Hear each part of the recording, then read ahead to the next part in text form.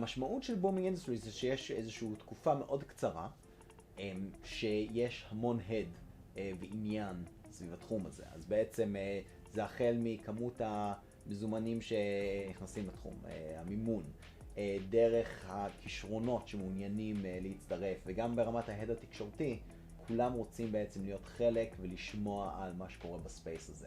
אז כיום באמת דוגמה לזה זה עולמות ה-Generative AI, ואנחנו שמחים לשחק פה תפקיד מרכזי. אני חושב שדבר ראשון יש המון באז ורעש, שהרבה ממנו לא מוצדק, וצריך לדעת לברור את המוץ מהתבן. זה מרכיב אחד. אני חושב שהמרכיב השני זה שיש גם המון תחרות אמיתית, ודברים רצים ומתקדמים מאוד מהר. אז טעות בקבלת החלטות יכולות להיות לזה משמעויות ארוכות טווח. אז חברות כמו OpenAI וגוגל שנכנסים לספייס הזה פחות מטרידות אותי, כי הם, עיקר הדגש שלהם הוא באמת על בניית המודלים עצמם. אצלנו לדוגמה, אנחנו לקחנו גישה קצת יותר הוליסטית, שאמרנו איך בעצם עולם הספורט ייראה בזכות הפיתוחים האלה. והאימור שלנו הוא נסוב סביב האמירה של צוותי ספורט יענו על כל שאלה רק פעם אחת, לדוגמה. עכשיו, המימוש של זה, יש בו מרכיב ג'נרטיבי, אבל יש בו מרכיבים נוספים בעולמות ה-AI שמצריכים את השילובים האלה. עכשיו, כתוצאה מכך, ה-barrier to entry פתאום הופך לדי משמעותי.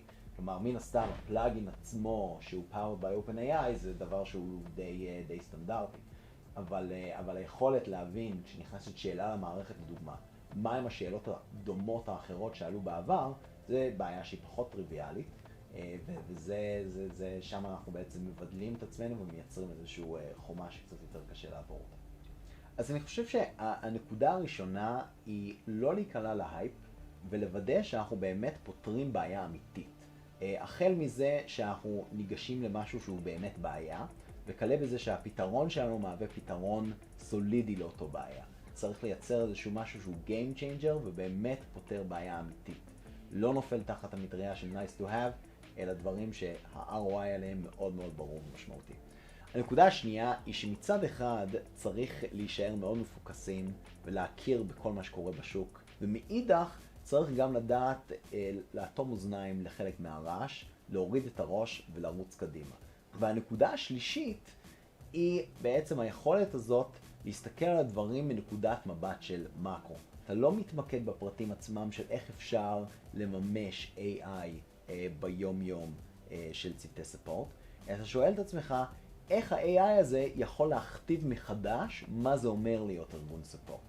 וזה לשאול בעצם ולפתוח את כל השאלות הגדולות, והתמונה הגדולה הזאת היא לדעתנו זה שבאמת ייצר את המוצרים שהם Game Changers בספייס הזה.